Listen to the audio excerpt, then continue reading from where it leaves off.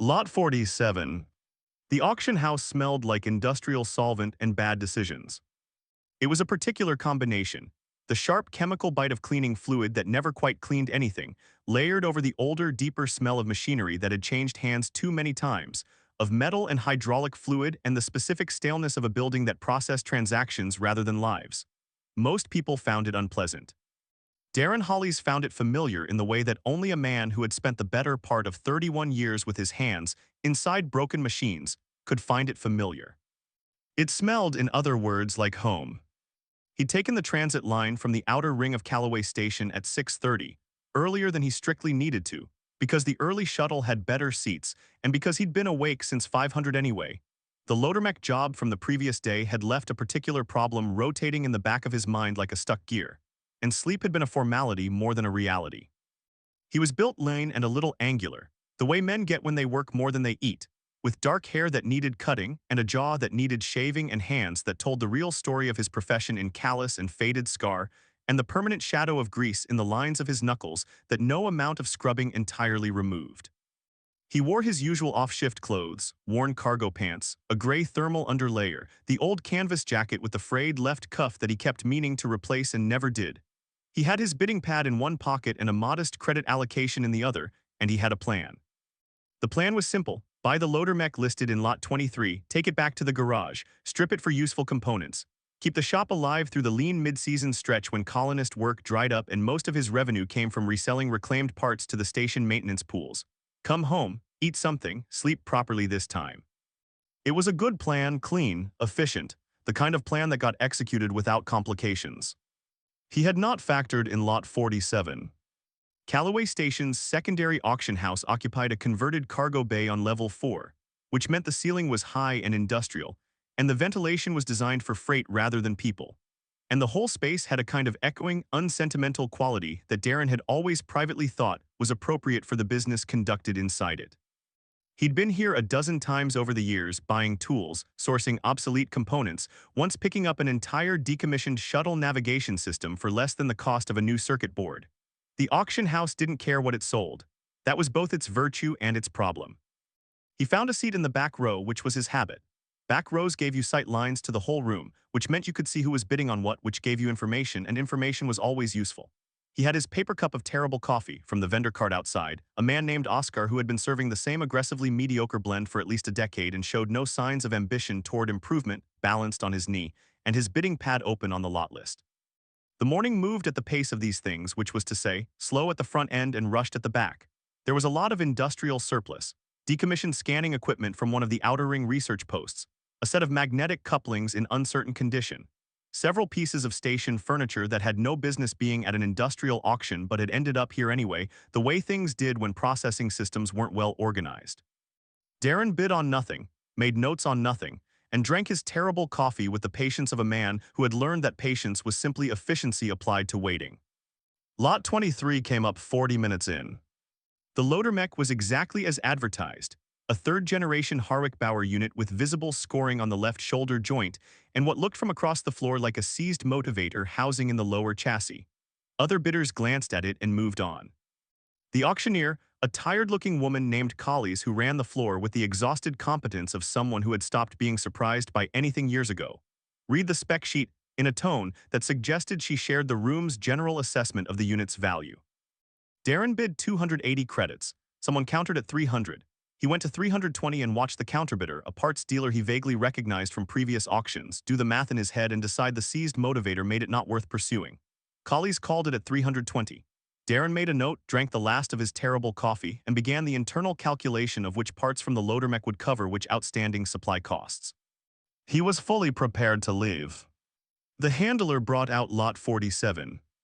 He almost missed it. He was looking at his pad, finalizing the cost breakdown, when the quality of the room's attention shifted in a way that was subtle but perceptible. The particular silence that falls when a crowd collectively decides that something is either remarkable or uncomfortable and hasn't yet determined which. Darren looked up. His first thought was that the handler had brought out the wrong crate. The transport container was standard issue, the kind used for small to medium live cargo, with ventilation slots along the sides and a clear polymer front panel. Through the panel he could see the creature inside, and his mind processed it in pieces because the whole didn't initially make sense. Scales, amber, or what amber had once been, the color gone flat and patchy the way paint goes when the surface beneath it starts to fail. Wings folded against a narrow body, folded so tightly and so completely that they didn't read as wings at first, but as some kind of structural malformation, angles that pointed the wrong way. A tail curled under and around with the instinctive self-compression of something making itself as small as possible. And ahead, the long, elegant skull of a Velhari, which Darren recognized from the few he'd seen in his life at wealthy end establishments where they were kept as a combination of status symbol and working animal, held low, pointed at the floor of the crate, attached to a neck that was thinner than it should have been. The creature was small. That was the second thing he thought, after the wrongness of the crate resolved into the actual wrongness of the animal inside it. Not small in the way young things were small, small in the way things were small when they had been denied what they needed to become what they were supposed to be. He knew that kind of small. He saw it in machines all the time, the component that had been running underspec for so long that it had calcified into dysfunction, the system that had been asked to operate without proper input until it had quietly reorganized itself around the absence. The loader mech he'd just bought had that quality in its seized motivator housing, something that had been ignored until it forgot what normal felt like. This dragon had that quality in every visible inch of it. Velhari were not common on Callaway Station, but Darren had done enough varied work in his years to have encountered them a handful of times. They were used as industrial assistants on higher-end operations. Their sensory capabilities made them extraordinary diagnostic tools for complex machinery.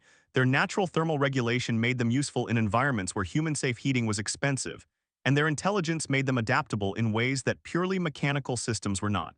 The wealthy kept them as companions. The very wealthy kept them as both.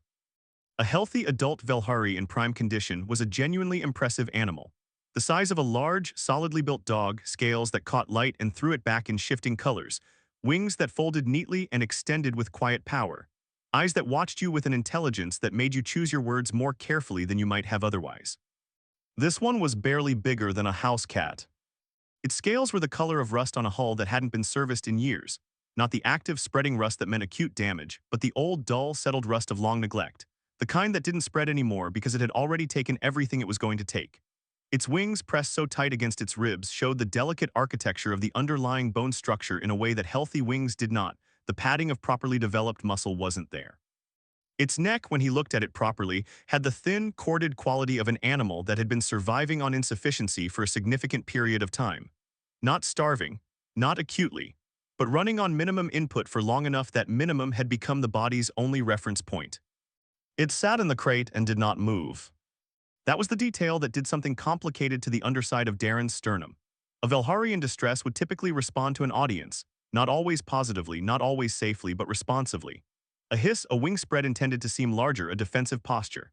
Even deeply frightened animals produced some version of a stress response because stress was at least a form of investment, a declaration that the situation mattered, that the outcome was worth reacting to. This one looked at the floor of its crate with its pale gold eyes half closed and produced nothing.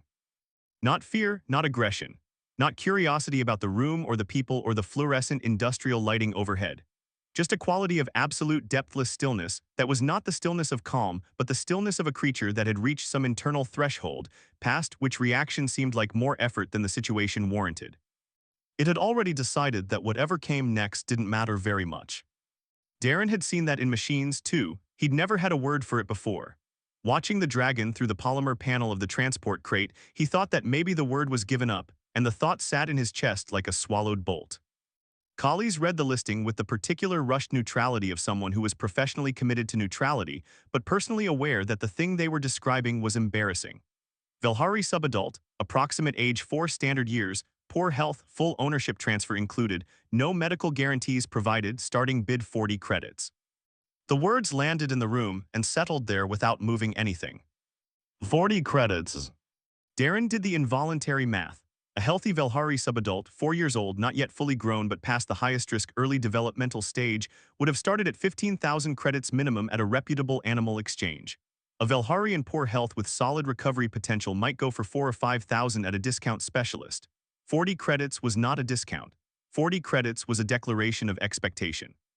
It was the auction house saying, plainly, we do not expect anyone to want this, and setting a floor low enough that the number itself constituted a kind of apology. Nobody raised their hand. He watched the room the way he'd been watching it all morning from the back row, the systematic, information-gathering watch of someone who'd learned to read spaces as well as machines. The parts dealers were already looking back at their tablets. The collectors had the studied indifference of people who wanted it known that they were not interested, not tempted, not even moved to consider. A couple of the traders were talking quietly to each other in the way people talked when they were agreeing that something was sad, but also not their problem. One of them glanced at the crate, glanced away, and kept talking. Nobody was going to bid. Darren understood with the clarity of someone doing a rapid system diagnostic exactly what happened to Lot 47 if it didn't sell. It went back to whatever processing facility had produced it in this condition, and processing facilities that sold animals at 40 credits with no medical guarantees were not facilities that invested further resources in animals that had failed to move at auction. There was a word for what happened next, several actually, processed. Returned to inventory, humanely retired. The language changed depending on the context, the outcome did not. He thought about the loader mech he'd just bought for 320 credits. He thought about the seized motivator housing and how the parts dealer had looked at it and decided it wasn't worth the trouble, and how Darren had looked at the same machine and seen a list of components that could keep a small operation solvent through a lean season. He thought about the fundamental difference between those two assessments, which wasn't really about the machine at all. It was about what you were willing to do with your hands once you'd decided something was worth the trouble. He thought about the creature in the crate that had stopped looking at anything. His hand went up. He didn't remember deciding to raise it. Later, when he tried to reconstruct the moment, he couldn't locate a decision in it, couldn't find the point where he'd weighed options and selected an outcome.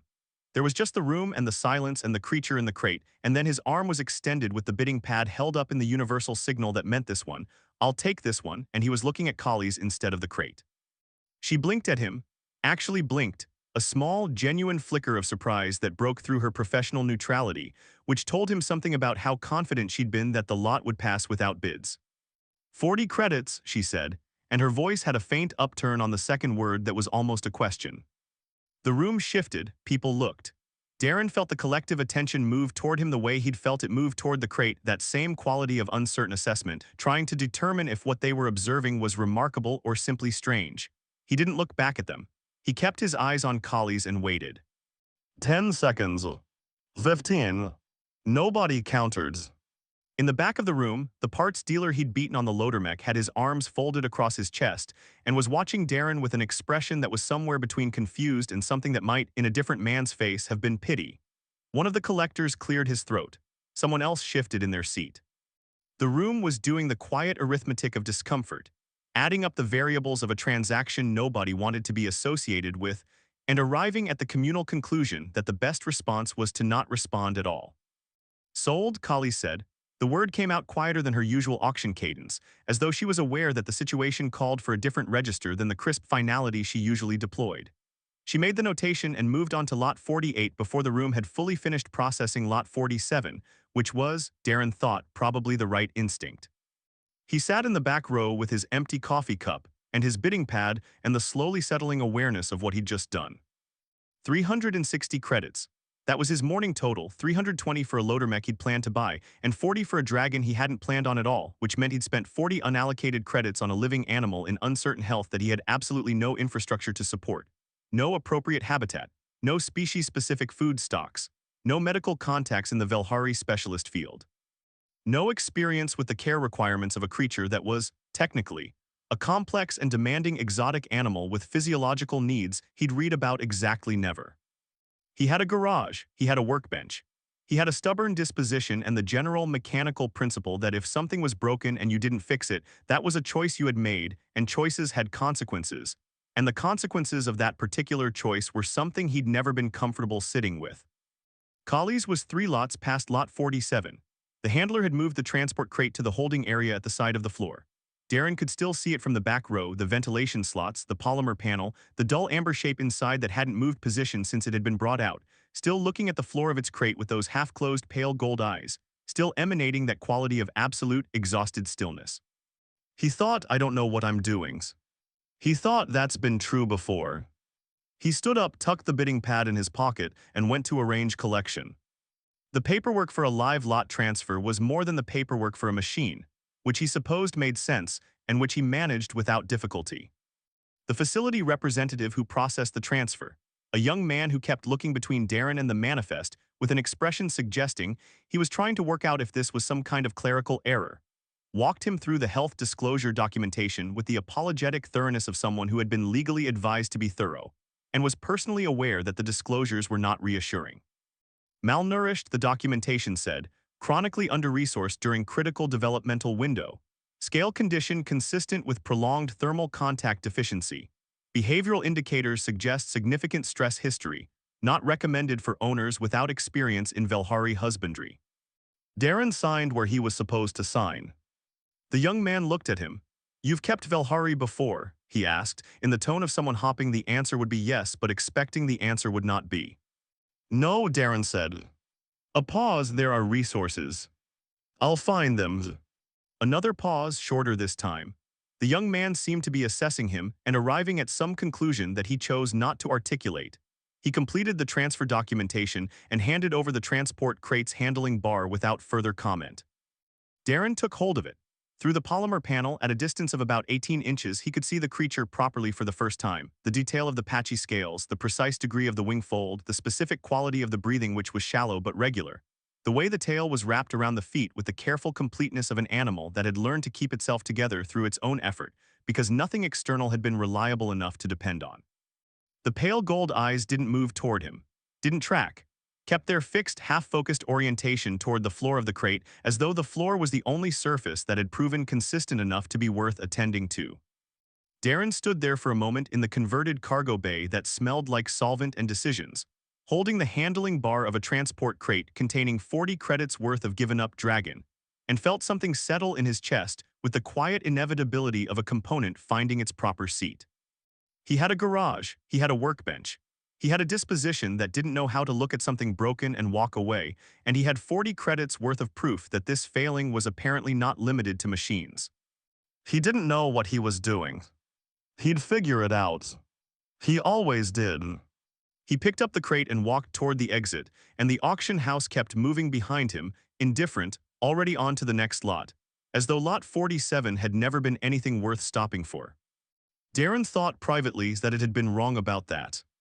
He thought that from the moment he'd walked back out into the station corridor with the crate in hand and the transit line to the outer ring ahead of him, and a list of problems he didn't yet have solutions to: the food, the habitat, the medical contacts, the complete absence of relevant expertise. The creature inside had technically been his responsibility, and Darren Holly's had a particular relationship with responsibility that was not compatible with half measures. Outside, Callaway Station moved around him in its usual indifferent way. Freight transports, maintenance workers on shift change, the distant hum of the station's core systems doing the endless, invisible work of keeping everything alive. He checked the transit schedule, adjusted the crate to a more comfortable carrying position, and headed for the platform. Behind the polymer panel, the dragon breathed its shallow, steady breaths and looked at the floor, and did not yet know that the floor was about to change. The garage. The transit ride back to the outer ring took 22 minutes. Darren knew this because he'd made the trip hundreds of times from the central hub, where the auction house sat, to the level 7 outer ring, where his garage occupied a converted industrial unit between a fabrication shop and a water reclamation substation. 22 minutes on a good run. 26 if the mid-ring transfer was slow. He knew the route the way he knew the inside of a Harwick-Bauer motivator housing, not by thinking about it, but by having been there enough times that his body simply understood the geography. He'd never made the trip with a dragon before. The transport crate sat secured in the cargo section of the station's freight-rated transit car. He'd paid the surcharge for the larger compartment without hesitating, because the regular passenger section wasn't appropriate for live cargo, and he hadn't wanted the crate jostled against luggage racks. And Darren sat in the seat nearest to it with his bidding pad face down on his knee and his eyes on the polymer panel. The creature hadn't moved. Not when he'd loaded the crate. Not when the transit car had lurched into motion with the particular mechanical shudder of the mid-ring line, which was older than most of the station's infrastructure and showed it. Not when a group of maintenance workers had boarded at level 5 and filled the car with noise and the smell of industrial sealant and 2 overlapping conversations about someone named Petrick who had apparently made a significant scheduling error. The dragon had remained in its compressed stillness, tail wrapped around feet, wings sealed against ribs, head angled toward the floor through all of it, as though the external world was simply not producing information that it considered worth responding to. Darren had been in the presence of broken machines that felt like this, Systems so thoroughly adapted to dysfunction that normal input didn't register as signal anymore. He'd always found it one of the harder problems to solve, technically, not because the fix was complicated, but because the first step was getting the system to recognize that something was being offered at all. You couldn't repair a machine that had learned to route around input. You had to find a way back to the original architecture, to the place before the damage had been incorporated into the operating baseline. He didn't try to talk to it on the transit ride. He'd learned a long time ago, through years of working on machines that people had given up on, that broken things didn't need noise. People had a tendency to fill silence with reassurance, it's fine, it'll be okay, you're all right, and he understood the impulse, he did, but he'd always thought it was more about the speaker than the listener. The thing being fixed didn't need to be told it was going to be all right. It needed someone to sit quietly with it and do the actual work of making that true. Promises were cheap, patience was the expensive part.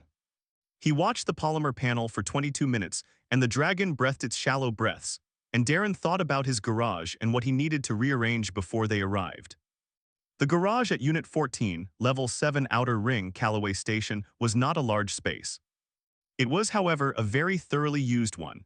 The central bay held the primary workbench, a scarred metal surface 8 feet long that had supported more repairs than Darren could accurately count, with the hydraulic lift positioned in front of it for vehicle and large unit work. Tool chests lined the left wall in a system of organization that was entirely logical to Darren and had been described by the one apprentice he'd briefly employed 3 years back as like someone organized by memory instead of category, which he'd thought was accurate and not particularly a criticism. The right wall held shelving, parts in various states of assessment, components waiting on specific repair jobs, a section of general use stock that he rotated regularly. At the back, past a partial dividing wall, was the office space, a desk, a chair, a secondary terminal, and a narrow cot he used on the occasions when a job ran long enough that the transit home wasn't worth the time. It smelled permanently and completely of the work done inside it, solvent and metal and the particular warm smell of machinery that had been running recently, traces of the lubricant compounds he used most frequently, the fainter smell of the coffee he drank at the desk in the mornings and sometimes in the evenings and occasionally when a job was demanding enough in the middle of the night. It was not, by any reasonable assessment, appropriate habitat for a Velhari. Darren knew this, he was working on it. He'd sent 3 messages from the transit car, one to his parts supplier asking about exotic animal feed contacts, one to a station veterinary clinic that he'd found listed under large and unusual animal services in the station directory, and one to a general information service requesting whatever documentation they had on Velhari husbandry basics. The responses would take time. In the meantime, he had a space that was warm enough, quiet enough, and contained no active hazards that a small, cautious creature couldn't avoid, and he had the fundamental principle that had guided most of his professional decisions. Start with what you have and figure out the rest as you go. He cleared the back corner of the garage first, moved the surplus components that had been accumulating there into more organized positions on the shelving, swept the floor properly for the first time in a month, and checked the ambient temperature with the wall sensor. 18 degrees, acceptable for a human. Insufficient, he suspected, for an animal whose biology was apparently deeply reliant on thermal management. He'd deal with that properly once he had the documentation. For now, he positioned one of the portable heat lamps he used for cold weather work approximately 4 feet from the corner, angled so that it threw warmth across the floor space without being direct or glaring. Then he unloaded the crate, set it in the corner against the wall, opened the door panel, and stepped back. He went to the far side of the workbench, sat on an overturned crate he used as an auxiliary seat when the job required a lower perspective, crossed his arms loosely across his chest, and waited. It took 40 minutes. He knew because he'd glanced at the wall clock when he sat down and glanced at it again when the movement started, and the interval between those 2 glances was 43 minutes, which he rounded to 40 in his memory because his mind preferred clean numbers. He'd spent the interval doing nothing in particular, not reading, not working, not reviewing the maintenance logs he'd been planning to finish that evening. Just sitting in the quality of quiet that his garage produced when the equipment was off, and the station's ambient hum dropped to background level, and watching the crate without watching it in the way that you watch something when you didn't want it to know it was being watched. The movement began as a change in the quality of the stillness inside the crate. Not visible motion, not at first. Just a shift in the compressed tension of the creature's posture, something releasing by a degree so small that Darren wasn't entirely sure he hadn't imagined it. Then a claw at the edge of the crate door, placed with extraordinary deliberateness, testing the floor of the garage the way you tested a surface when you had reason to believe that surfaces were not always what they presented themselves as. The claw found the floor solid. A pause, assessment. Then another claw placed with the same careful deliberateness, the same provisional weight, the same implicit question, is this one real too? It came out of the crate one measured increment at a time, and Darren didn't move and didn't speak, and kept his breathing at a rate that wouldn't register as tension to an animal that was paying attention to environmental signals. The dragon, fully out of the crate now, standing on the garage floor for the first time, was even smaller in open space than it had seemed behind the polymer panel. The dull amber of its scales absorbed the garage light rather than reflecting it, which made it look less like a living thing and more like a very detailed carving of one. The heat lamp threw a faint, warm tone across its left side, and it stood at the border of that warmth without stepping into it, as though it recognized the heat as something potentially good but hadn't decided whether to trust it yet. It stood very still, and then it began to look. Not at Darren, not initially. At the garage. At the specific contents and dimensions of the space it had found itself in, with a systematic attention that moved from the hydraulic lift to the tool chest to the workbench to the parts shelving to the single high window in the right wall that was throwing a long square of amber light across the floor at this hour. The late afternoon light that came in at that particular angle for about 90 minutes before the station's day cycle rotation moved it. It looked at these things with the pale gold eyes that had been fixed on the floor of its crate for all the time Darren had observed it. And for the first time, those eyes had something in them that wasn't exhausted vacancy. It wasn't exactly alertness. It was the precursor to alertness, the state just before an extinguished system begins tentatively to draw power again.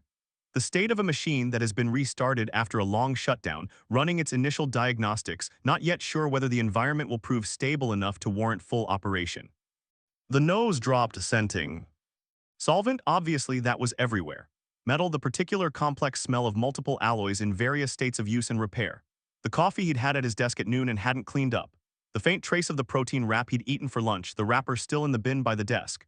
The accumulated history of the work done in this space, which had a texture to it, a depth, the smell of a place that had been used consistently for years by the same person doing the same things. The dragon stood in the middle of his garage and smelled his life, and Darren sat on his overturned crate and let it. He ate dinner there. He'd considered going to the office section to eat, it would have been more comfortable, and the cot was there if his back started complaining about the overturned crate, and the secondary terminal had the maintenance logs waiting. But something about leaving the main bay felt wrong, felt like a withdrawal that the situation didn't call for, and so he stayed. He went to the office section only long enough to retrieve the thermos he'd filled from the good machine. The small countertop unit he'd bought secondhand 2 years ago that produced something that actually deserved the name coffee, as opposed to the cargo bay vendor's aggressively mediocre interpretation of the concept, and the food he'd packed that morning. Bread from the Outer Ring Bakery that opened at 500, a protein wrap, a small container of pickled vegetables that he ate out of habit rather than enthusiasm. He ate at the workbench, not at the dragon, not toward the dragon, not with any performance of normalcy designed to communicate safety. He just ate because he was hungry and because eating was a thing people did in their homes in the evenings, and this was his home. And the creature in the corner was going to have to learn what this home was like if it was going to live here. And that process began with the creature observing what actually happened here rather than being managed or stage-directed toward a particular impression. The dragon had retreated partway back toward the crate when he'd moved to get the food. It hadn't gone inside, it stood just outside the entrance, body angled so that the crate was immediately accessible behind it, which was a posture Darren recognized as the animal equivalent of keeping an exit visible. He noted it and did nothing about it, which was the correct response. You didn't fix that kind of positioning by addressing it directly. You fixed it by not being a thing that needed to be exited from. He worked on the maintenance logs while he ate. The loader mech he'd bought that morning needed a full diagnostic before he started the disassembly, and the documentation from the auction house was typically incomplete, which meant he'd need to run his own assessment and compare it against the manufacturer specs for the Harwick-Bauer third-generation chassis. He made notes. He drank his coffee. The garage was quiet around him in the specific way it was quiet in the evenings. Not empty quiet, but inhabited quiet. The quiet of a space that had a person in it and was at rest. At some point during the logs, without him tracking the exact moment, the dragon moved away from the crate. Not toward him, not in any direction that suggested approach. Just away from the crate into the middle space of the garage, where it stood for a while before settling onto the floor near the heat lamp, still at the edge of its warmth rather than in it, in the compact, self-contained position with the tail wrapped around the feet and the wings sealed against the ribs. But the head was up, the eyes were open. And they were moving, tracking the small movements of his hands on the tablet, the motion of the coffee thermos to his mouth, the ordinary choreography of a person doing quiet work at the end of a day. Darren noted this with the peripheral awareness of someone who had learned not to react to early diagnostic signals with anything that might interrupt the process. He finished his logs. He rinsed the food container in the small utility sink at the back of the bay. He said goodnight to no one in particular. He'd had a habit of talking to himself in the garage for years and had decided not to change it because it was honest to who he was in this space, and went through to the office section to sleep. Through the partial wall, he could hear the heat lamp's faint electrical hum and nothing else. It was, he thought, a start. By the second day, he had the documentation. The veterinary clinic had sent a basic Velhari care guide in response to his message, and the information service had returned 3 attached files of varying quality, one of which was genuinely comprehensive. He read all of it before he opened the garage for the morning, sat at the office desk in the gray pre-shift light with his good coffee and his tablet and read with the focused attention he brought to technical documentation, which was absolute and did not skim. The mineral supplement requirement he'd half expected from the brief description in the auction house health disclosure. Velhari's skeletal structure was denser than comparable-sized terrestrial animals, with higher concentrations of specific trace minerals that their digestive systems didn't synthesize efficiently.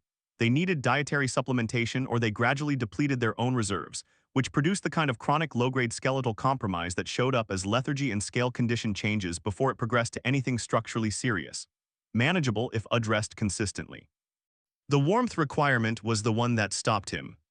He read it twice. Then he read it a third time.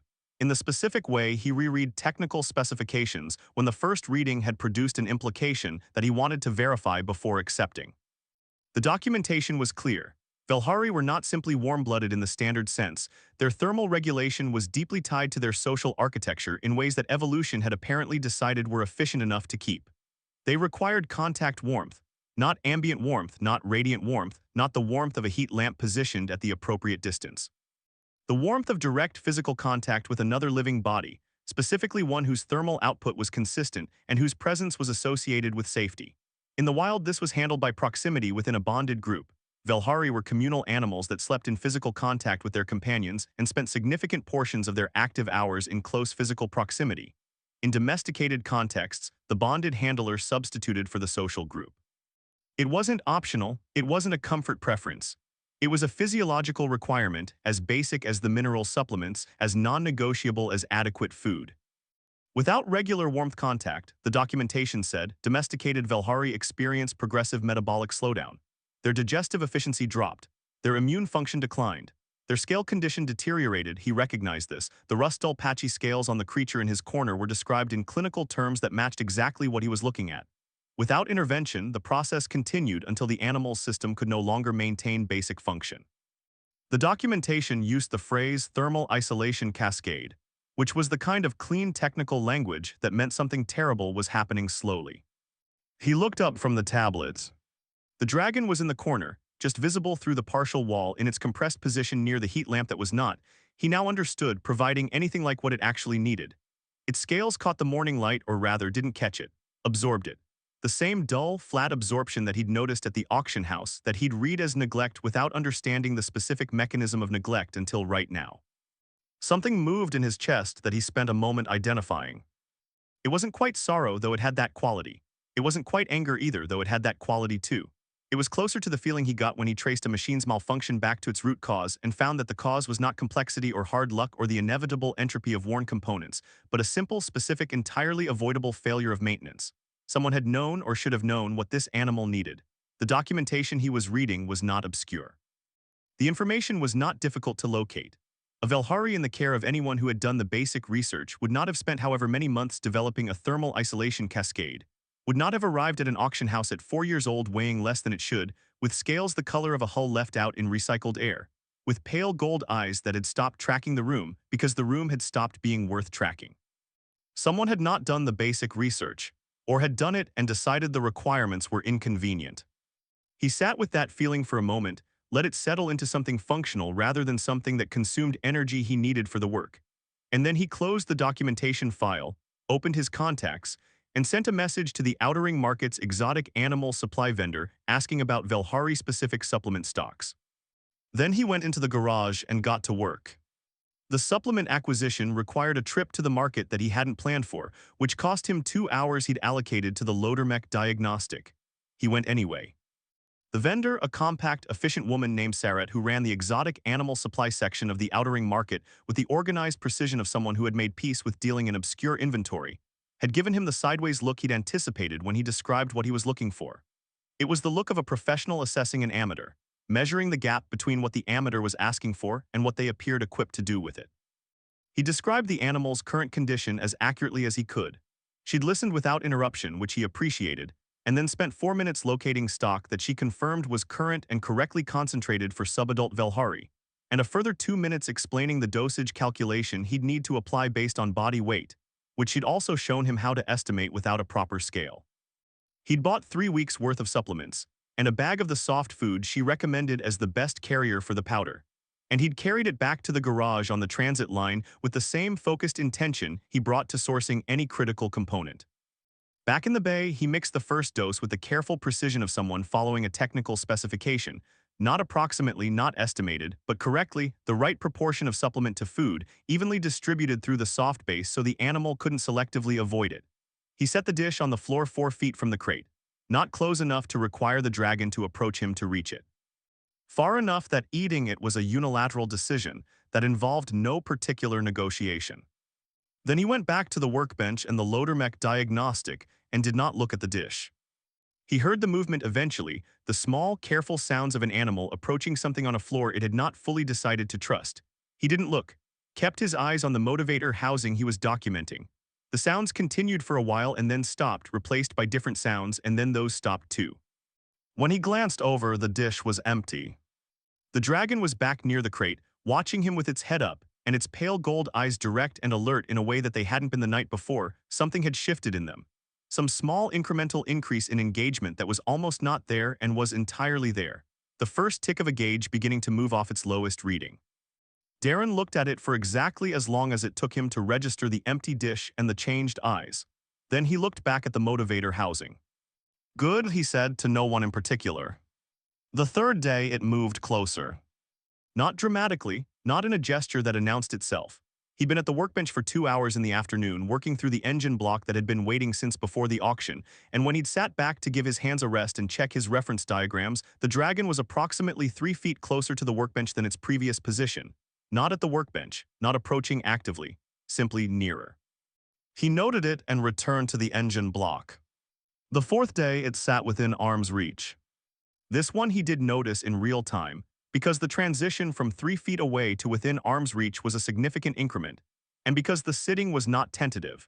It was not the cautious perimeter testing of the previous days, but a settled position, chosen and maintained, with the pale gold eyes directed at his hands rather than at the exits.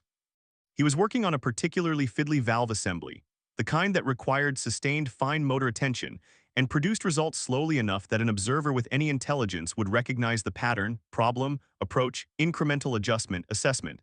And the dragon watched the process with the focused, still attention of something that found the pattern genuinely interesting. Darren worked, the dragon watched. The afternoon moved through the high window in its amber progression. At one point he reached past the dragon's position for a tool he'd set down, and his arm passed within 6 inches of its head, and it didn't move. Didn't flinch, didn't shift its position, didn't do any of the 100 things an animal in an uncertain situation might do when a human limb moved close to it unexpectedly. It just watched the tool being retrieved and returned to its work, and then returned its own attention to the valve assembly, as though the near contact had been noted and filed and found insufficient reason for concern. He thought progress. He didn't say it out loud, because progress in fragile systems was superstition adjacent. You noted it internally and let it continue without the kind of attention that might disturb it. The fifth evening arrived with the particular quality of late shift light that Darren had always found the best part of working in the garage. The angle of Callaway Station's day cycle illumination coming through the high window at the specific low trajectory of evening, throwing that long amber square across the floor and catching the metalwork on the benches and the parts on the shelving in warm reflected tones that made the whole space look like something you'd paint rather than work in. He'd always liked that light. It made the garage feel less like a job and more like what it actually was to him, which was not that different from what a home was supposed to be. He'd been at the engine block for most of the day and his back knew it.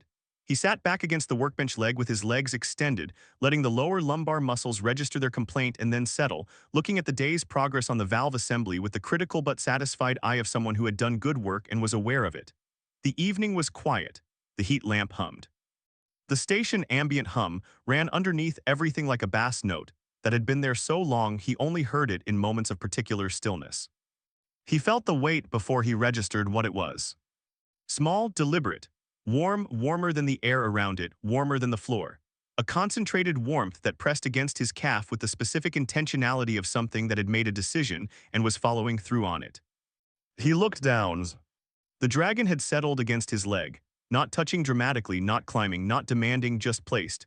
Body against his calf with the wings still folded and the tail wrapped in its habitual circle, but the posture was different from every previous posture he'd observed. Not compressed, not braced. The tight self-containment that had characterized every position the creature had held since the auction house was not gone, not entirely. The wings were still folded and the tail was still wrapped, but loosened by the degree that a fist loosens when the reason for making it passes.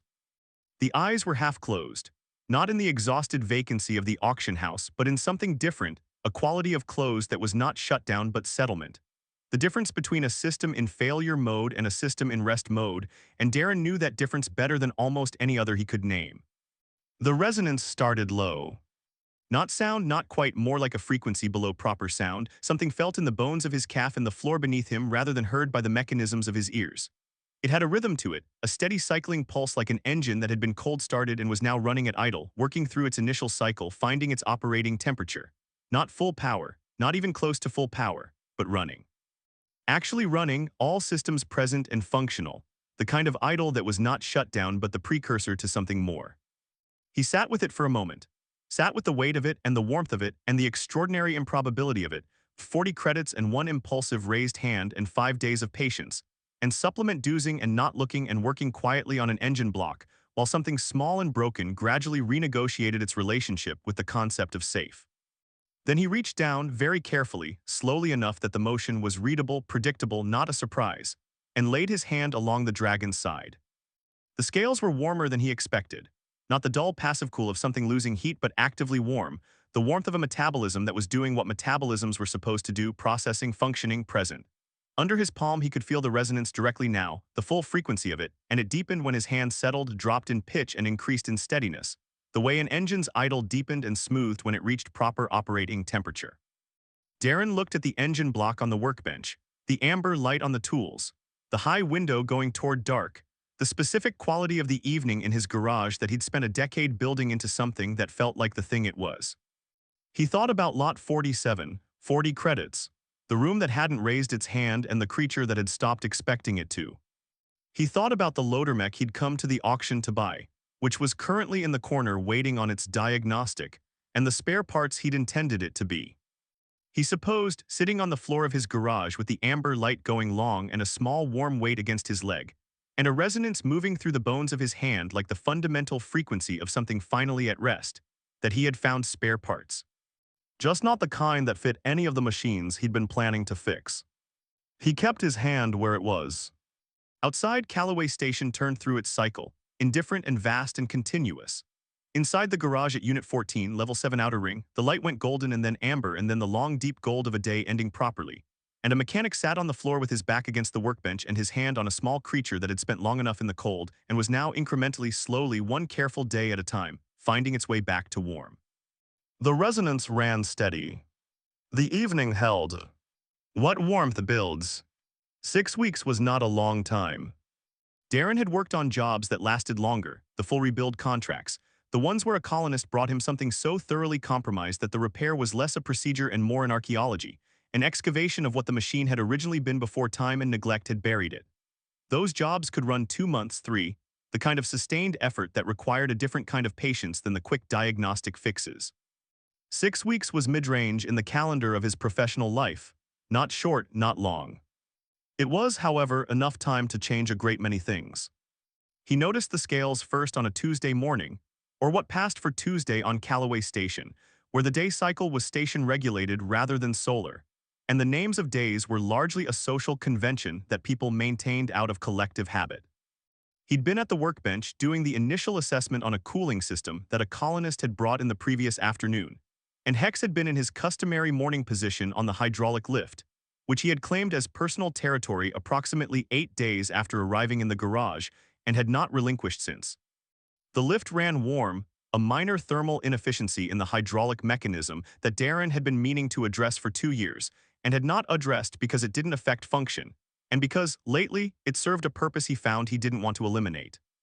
The morning light came through the high window at its early angle, the flat white light of station morning that was different from the amber warmth of afternoon, and it hit the hydraulic lift and the creature on it at a trajectory that Darren hadn't seen before or hadn't been looking for before, and he stopped with the cooling system diagnostic half-formed in his mind and simply looked.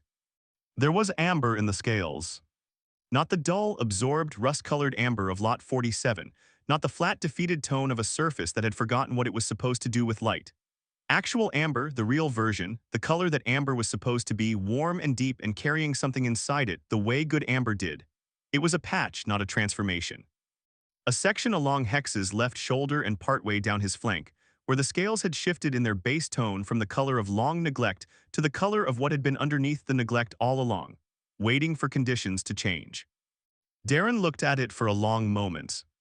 He thought about rust treatment, about the particular satisfaction of working a treated section of hull plating and watching the dead surface flake away to reveal the solid material beneath it, the original material, unmarked by what had been layered over it. He thought about the first time he'd done that as an apprentice, 14 years old in his uncle's shop on the station's fabrication level, and how his uncle had told him that rust wasn't the end of anything.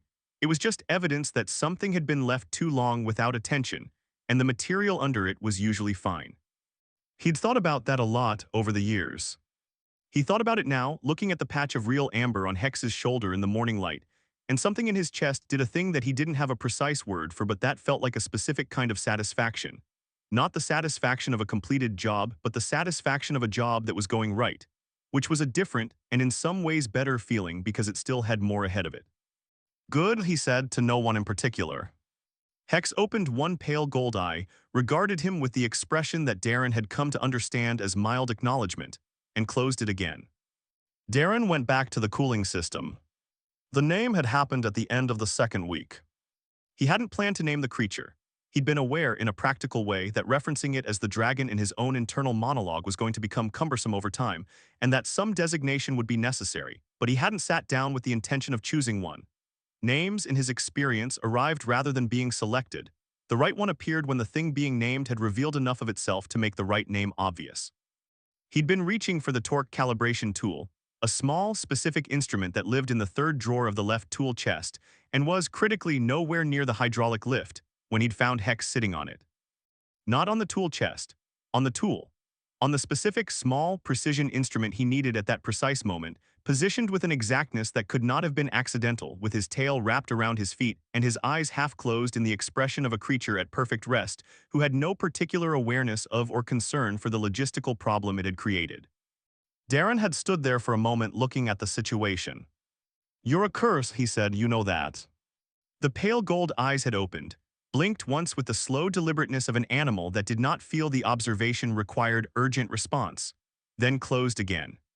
He'd thought Hex, as in the kind of charm that made things go sideways, as in the feeling of reaching for something and finding the universe had placed an obstacle there for reasons it wasn't going to explain, as in a word that sounded like what it was, short and pointed and slightly exasperated, and underneath the exasperation, something warmer than exasperation that he wasn't going to examine too closely in the middle of a workday.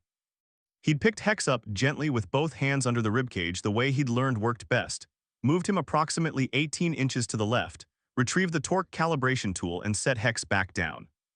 Hex had looked at the new position, looked at Darren, and made the low resonance sound that Darren had come to understand as acceptable under protest. "Hex," Darren said, testing it. The resonance continued. "All right then," Darren said and went back to work. Hex had opinions, and he had, over 6 weeks, developed an increasingly sophisticated infrastructure for communicating them. The tail was the primary instrument. Darren had spent considerable time over the first month learning to read it not consciously, not as a studied project, but in the way you learn to read any system you were in regular contact with through accumulated observation that eventually became instinct. A tail wrapped tight and close meant rest or contentment. A tail moving in slow, deliberate sweeps at floor level meant attention, active interest in something in the environment. A tail held elevated and still meant alert, something has changed or is about to change. A tail that flicked, short and sharp, at the end of a specific motion meant that was your fault specifically, which Darren received most commonly when he accidentally displaced Hex from a preferred position while reaching for something. The resonance was the secondary instrument, with a range that he was still cataloging. The deep idle he'd first felt on the fifth evening was the clearest, contentment, full system rest, all present. There was a higher, shorter version that meant alertness tipped toward interest. A different frequency, more irregular, that he'd eventually identified as the Velhari equivalent of commentary, Hex watching him work, and apparently narrating the process internally, producing a sound that was just audible enough to register as present without demanding response. And then there was the silence, the complete absence of resonance, which he'd learned did not mean contentment stillness but watchfulness, the particular silence of an animal observing something it hadn't categorized yet, holding all output in suspension while the assessment completed. The strategic placement of his body on important objects was the tertiary instrument, and the most direct. The work tablet was the most common target, which Darren had eventually understood was not random. He had a habit, acknowledged by no one and therefore theoretically unobservable, of skipping meals when a job was demanding enough. Not dramatically, not starvation level. Simply letting lunch slide to mid-afternoon and mid-afternoon slide to dinner and dinner slide to a protein wrap eaten standing at the workbench at 2100 because he'd looked up and realized the station's day cycle had moved further than he'd tracked.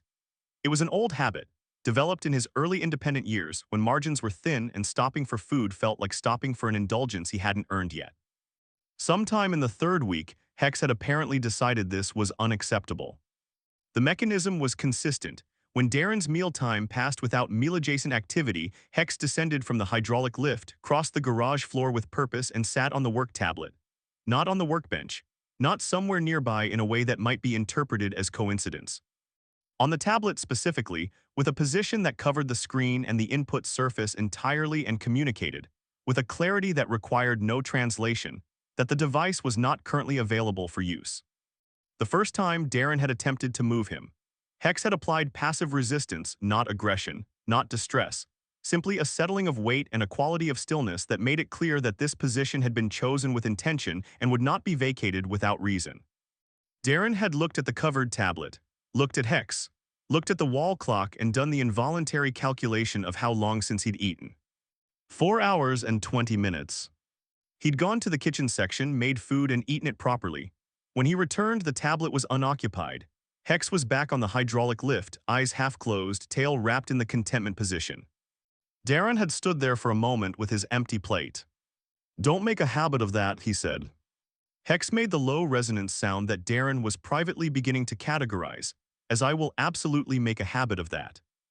He did. The scales continued to change through week 3 and 4, not in sudden bursts, not dramatically, but in the way that things changed when the right conditions were finally in place. Another section on the flank, the shoulder patch deepening and spreading. A shimmer that appeared along the ridge of the spine when the afternoon light caught it at the right angle, iridescent, not just amber, but the full warm spectrum that amber carried when it was healthy, when the scales were doing what scales were supposed to do with incident light. The dull rust retreated the way Darren had watched treatments work on compromised surfaces, steadily, without ceremony, giving way to the original material as the original material found its footing again. By the end of week 5, it was no longer the dominant impression. By the start of week 6, it was a remnant, visible in the lower hindquarter areas and along the underside of the wings, retreating as the supplement work and the contact warmth and the 6 weeks of consistent basic care accumulated into the thing they were accumulating into. The wings themselves revealed something during week 4 that Darren filed carefully in the part of himself that noted important things without making a production of them. Hex had stretched, a full extension, not the partial wing flexes he occasionally did in the mornings, but a complete spread in the open space above the garage floor, both wings fully deployed for the first time in Darren's observation. He'd been at the workbench when it happened and had looked up at the sound of the air displacement, the soft percussive rush of a significant surface area moving through contained air. Hex hung in a half-hover above the hydraulic lift, wings full out, and the wings were whole. Not compensating for structural damage, not showing the asymmetries of an animal working around impaired mechanics. Whole, the membrane intact and evenly distributed between the structural spars, the movement smooth from the shoulder joint out to the tip, both sides matching in the way that healthy bilateral anatomy matched. Whatever the malnutrition and thermal isolation had taken from him, it had not taken that. Darren looked at the wings fully extended and felt the thing in his chest again, the specific satisfaction with more ahead of it. and then Hex folded them and settled back onto the lift and looked at him with those pale gold eyes that had been changing too, in the way that everything else had been changing, getting sharper and more present and more specifically focused on whatever they were pointed at, and Darren went back to the transmission assembly he'd been working on. "Good wings," he said. The resonance ran briefly, a short acknowledgement. "Don't get smug about it." The resonance ran again, longer this time, which he interpreted as smugness confirmed. The colonists noticed around week 5. His client base on the outer ring was not large, a small, consistent set of regulars who brought him their machines because he fixed them properly the first time and charged fairly and didn't talk more than the job required, which was apparently a rarer combination than it should have been. They were practical people, most of them, colonists and maintenance workers and small operation owners who dealt in function rather than appearance and respected the same quality in others. They were, however, observant. Merritt was the first one to say something. She ran a 2-vehicle freight operation that kept Darren in regular transmission and drive system work, a compact, direct woman in her mid-40s who communicated in declarative sentences and had never, in 3 years of working with him, wasted either of their time on preamble. She'd come in with a failing stabilizer coupling, spotted Hex on the hydraulic lift and stopped walking. "That's a Velhari," she said. "Yes," Darren said, not looking up from the coupling. "Those are expensive." "Not always." She was quiet for a moment. He heard her set down her jacket. She had a hook by the door that clients used, an accommodation he'd made years ago for the regulars who came in frequently enough to treat the place with the familiarity of a regular stop. "Where'd you get it?" "Auction." Another pause, he looked up. She was watching Hex with the expression of someone resorting information, updating an established picture with new data, finding a place for the discrepancy. Hex was watching her back with the expression that Darren, over 5 weeks, had come to read as "Your presence in my garage is noted and provisionally tolerated."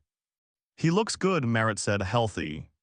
"He's getting there," Darren said, and immediately knew, even as the words came out, that they were a mechanic's understatement. The reflex of a man who'd spent his career assessing the gap between current state and optimal function, and who had a professional tendency to anchor his descriptions to the gap rather than the progress. Hex was past getting there. He'd been past it for at least a week. He weighed more than he had at the auction, not dramatically, not the full weight of a Velhari who'd had everything they needed from the beginning, but the difference between an animal running on insufficient input and an animal running on adequate input was not subtle once you'd been watching closely for 5 weeks. The supplement work was visible in the way he held himself.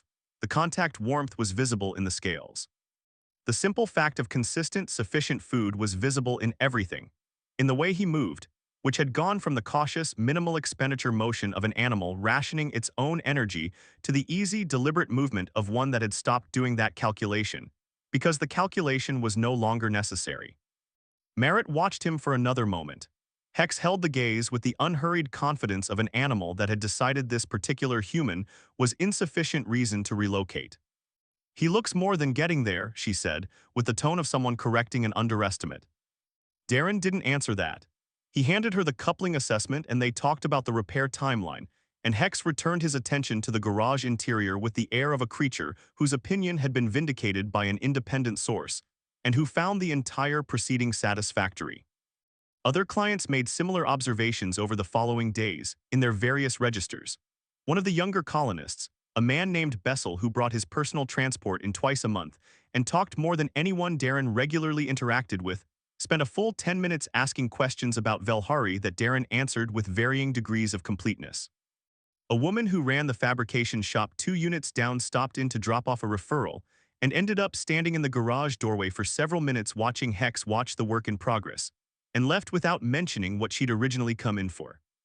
A maintenance supervisor Darren knew vaguely from years of station contract work looked at Hex and looked at Darren and looked at Hex again and said, "Didn't know you had a dragon," to which Darren said, "6 weeks." As though that explained the entire sequence of events, and the maintenance supervisor had nodded like it did. What none of them saw, what was not a public part of the garage's operations, was what happened at the end of each day.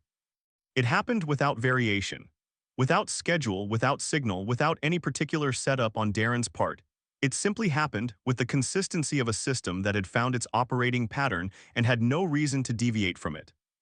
When the day's work wound down, when the last client had collected their machine or the current job had reached a reasonable stopping point, and Darren was doing the end-of-day things, tidying the workbench, logging the completed work, making the coffee that he drank in the evening as a deliberate act of stopping rather than the coffee he drank in the morning as fuel, Hex descended. From the hydraulic lift usually, sometimes from the upper shelving if he'd migrated there during the afternoon. Once from the top of the tool chest, which Darren hadn't known was structurally rated for a Velhari's weight until Hex had demonstrated that it was. He came down and he crossed the garage floor and he found Darren and he settled. Against his leg at the workbench, against his side at the desk, against his knee on the overturned crate that Darren had kept, for no reason he cared to examine out loud in the same position since the fifth evening, because it was a good sitting height, and because it was where he'd been when the thing had started, and some things deserved the courtesy of consistency. Not frantically.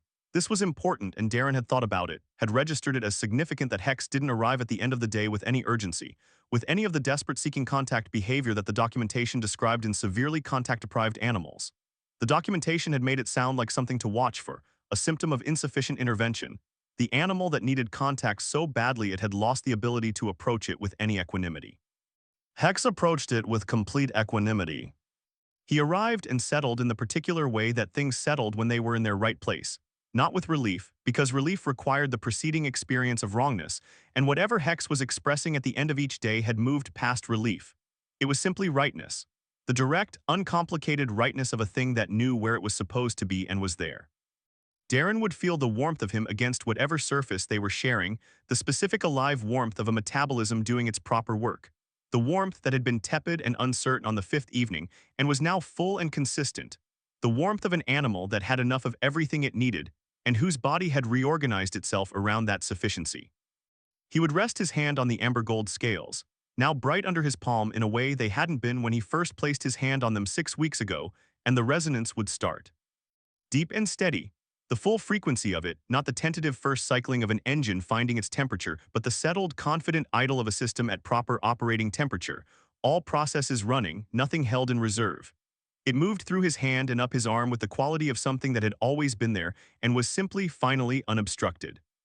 He sat in those evenings and he thought about Lot 47 the way you thought about the beginning of a job once the job was going well, not with worry, not with the urgent forward focus of a problem being solved, but with the retrospective clarity that came when enough distance had accumulated to see the full picture. 40 credits. A room that hadn't raised its hand. A creature that had stopped tracking the room because the room had stopped being worth tracking. He thought about all the machines that had come through his garage in conditions that other people had assessed as not worth the trouble. The ones with seized components and corroded contacts and systems so thoroughly adapted to dysfunction that they'd forgotten what normal felt like. He'd never turned one away. Not because he was sentimental. He wasn't particularly and would have disputed the characterization. But because the decision to walk away from something repairable was a choice, and choices had shapes, and the shape of that particular choice was one he'd looked at and not liked. He'd applied the same logic, on an impulse he still couldn't fully trace to its source, to a crate at an auction house 6 weeks ago. Turned out the logic held in more context than machines. Hex shifted against him with the slow, deliberate resettlement of an animal making a small adjustment toward optimal position. He moved his head from beside Darren's knee to under Darren's forearm, tucked it there with the absolute certainty of something that had done this before, would do this again, had incorporated this specific geography into its understanding of how evenings were supposed to go. The certainty was the part that did the thing in Darren's chest, not the contact itself which he'd grown accustomed to, but the certainty of it. The way it communicated without any of the vocabulary of speech, something that was not gratitude because gratitude still carried the memory of absence, and this had moved further than that. This was knowledge, the settled, unshakable knowledge of a creature that understood exactly where it was and found that place sufficient in every way that mattered. Darren rested his forearm along Hex's neck and felt the resonance at its deepest register, the frequency that meant nothing was being withheld or held in suspension or rationed against future uncertainty. The frequency that meant all present, all running, everything accounted for. Outside the high window, Callaway Station's day cycle moved toward the deep end of its evening setting, the station's artificial night beginning its gradual declaration. The familiar sounds of the outer ring settled into their night register, less transit traffic, the fabrication shop 2 units down gone quiet, the water reclamation substation's hum dropping to its minimal overnight cycle. The garage held its warmth. The tools hung in their order on the left wall. The current job, a drive motivator rebuild for one of Merritt's freight vehicles, waited on the workbench in the organized mid-process state that Darren always left a job in at the end of a day.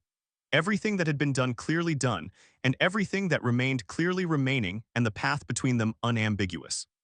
The amber gold of Hex's scales caught the evening light from the desk lamp and returned it warm, the full iridescent depth of what those scales had always been capable of being once the conditions were right. Darren looked at the garage around him, his tools, his work, his space, the life he'd built in it over a decade of showing up and doing the unglamorous, careful work of fixing things that needed fixing, and felt Hex's resonance steady against his arm, and thought that the space was the same as it had always been, and also that something in it had found its proper complement. A mechanic and a machine-adjacent creature who had decided the mechanic's floor was worth testing, and the mechanic's warmth was worth trusting, and the mechanic's evening routines were worth organizing a life around. Fixed point, the thing that other things were measured from, the thing that didn't move. He'd been that for machines for years. He hadn't known he could be it for anything else. Outside, Callaway Station turned through its dark, vast and continuous and indifferent to the small warm scene in Unit 14, Level 7 Outer Ring. Inside, the light was the right temperature and the tools were in order, and a dragon was tucked under a mechanic's arm with the absolute certainty of something that had found its coordinates and was not lost anymore. The resonance ran deep and even. The evening held them both. End of Part 3.